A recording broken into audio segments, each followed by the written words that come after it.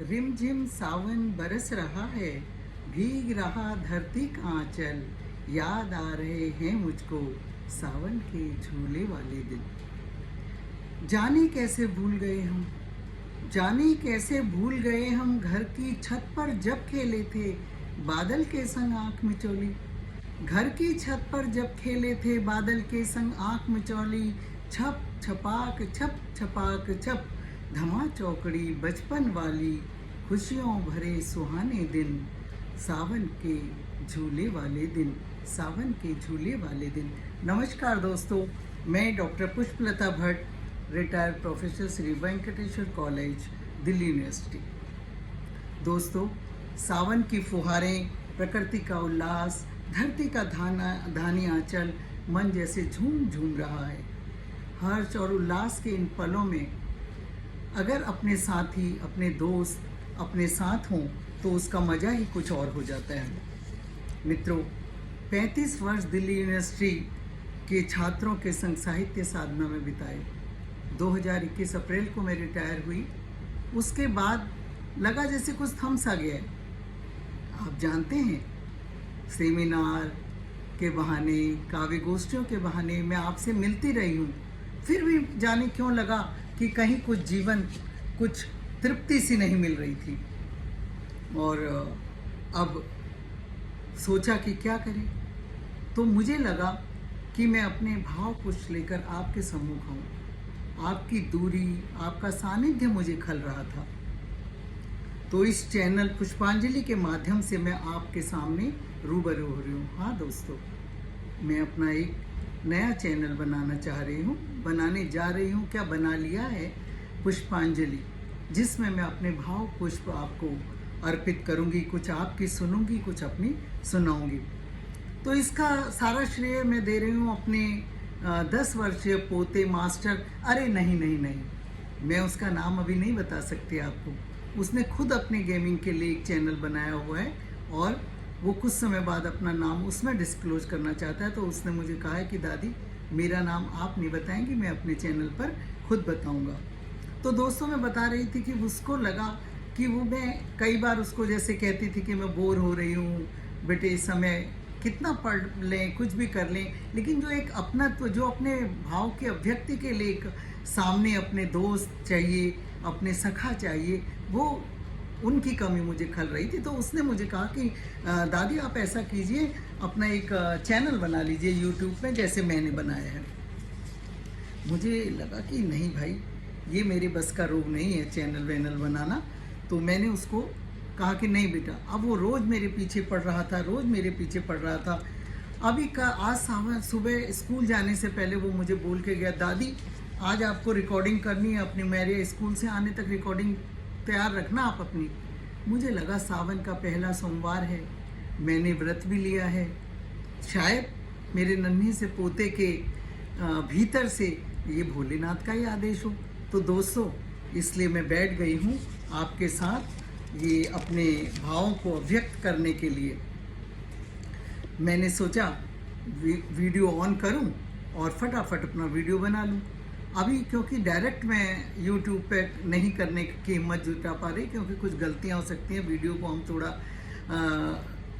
Edit कर सकते हैं। इसलिए मैं सबसे पहले अभी कुछ समय तक रिकॉर्ड करके आपको, क्योंकि मैं इसका दूसरा कारण भी है कि मेरे पति काफ़ी महीनों से अस्वस्थ हैं और काफ़ी अस्वस्थ हैं। तो मुझे जब टाइम मिले, रात को 1 बजे, 2 बजे, 12 बजे, तो मैं अपनी रिकॉर्डिंग करूंगी और जब फुर्सत होगी तो उसको लोड कर दूंगी आपके लिए। तो साथियों, मैं ये जो मेरा जो चैनल मैं खोल रही हूँ पुष्पांजलि, ये पुष्पलता का सफ़र नहीं है। ये सफ़र आप पुष्पलता का ना माने, ये सफ़र आपके लिए, आपके साथ है। आपके बिना मेरा ये सफ़र अधूरा है। अब आप कहेंगे कि फिर इसमें आप करेंगी क्या?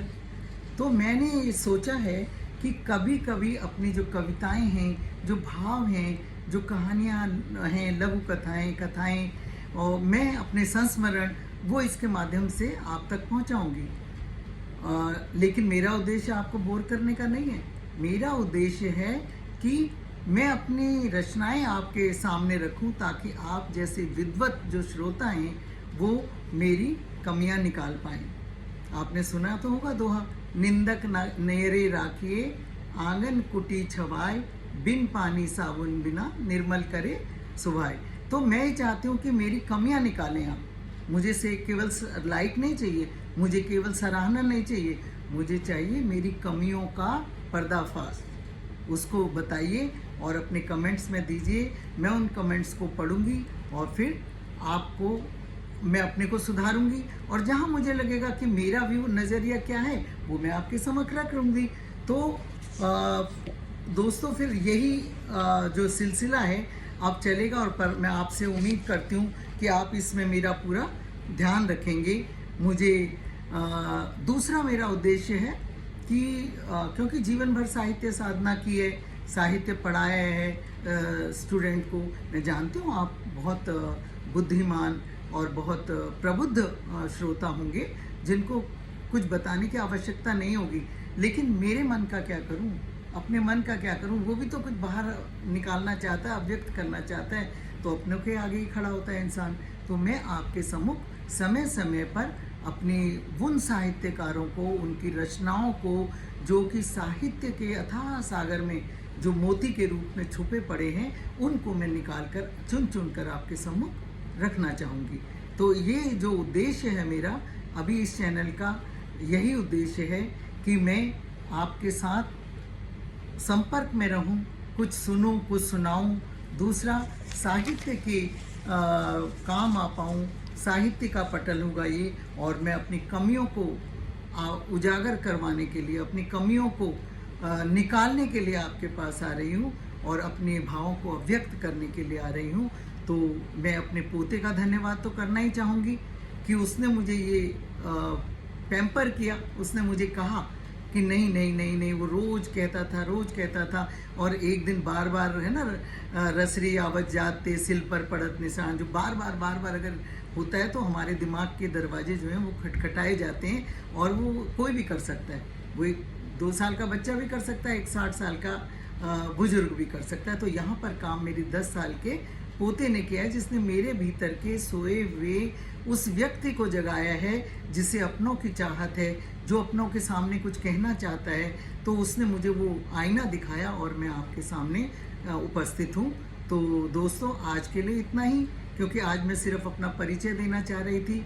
मैं बताना चाह रही थी कि मैं एक चैनल पुष्पांजलि नाम से आपके सम्मुख लेकर आ रही हूँ। अब इसको मैं जब वीडियो के माध्यम, इस वीडियो को जब अपलोड करूँगी तभी मुझे पता लगेगा कि मैं कितनी सफल हुई हूँ, और आपके जब कमेंट्स आएंगे तो मुझे पता लगेगा कि आगे मुझे क्या करना है। वैसे मैंने सोचा है कि सावन के जो सोमवार हैं, 4 या 5 जितने भी होंगे, वो हर सोमवार में एक कोई चीज़, तो अगले सोमवार मेरा जो मैंने सोचा है, जो मेरा इरादा है, वो है कि सावन की रिमझिम फुहारों को लेकर जो रचनाएं मैंने लिखी हैं वो मैं आपके सामने प्रस्तुत करूंगी, और हम सब भीगेंगे सावन की ठंडी फुहारों में, कुछ कविताओं के साथ, पुष्पलता की कविताओं के साथ। तो आज इतना ही, मिलते हैं अगले सोमवार। नमस्कार दोस्तों, धन्यवाद।